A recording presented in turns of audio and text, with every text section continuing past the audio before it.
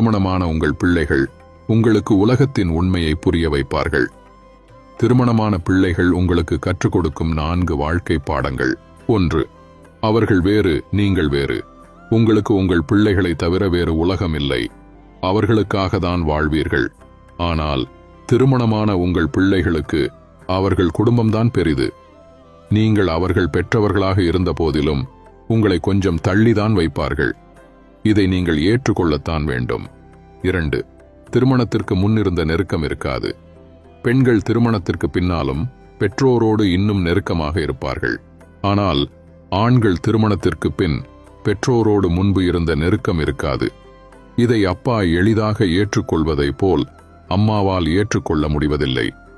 இதனால் வருவதுதான் மாமியார் மருமகள் சண்டைகள். 3. உங்கள் பிள்ளைகள் நிறைய உங்களிடமிருந்து மறைப்பார்கள்.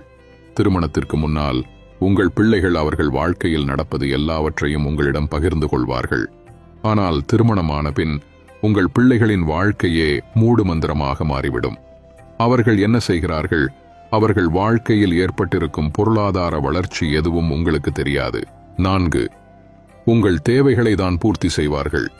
உங்கள் பிள்ளைகள் திருமணத்திற்கு பிறகு உங்கள் வாழ்வாதாரத்திற்கு தேவையானவற்றை மட்டும்தான் நிறைவேற்றுவார்கள். அவர்களை வளர்ப்பதற்காக நீங்கள் உங்கள் ஆசைகளை எல்லாம் அடக்கி வாழ்ந்ததை மறந்து விடுவார்கள். உங்கள் பிள்ளைகளுக்கு எவ்வளவு வசதி வந்தாலும் உங்கள் ஆசைகளை பெரிதுபடுத்த மாட்டார்கள்.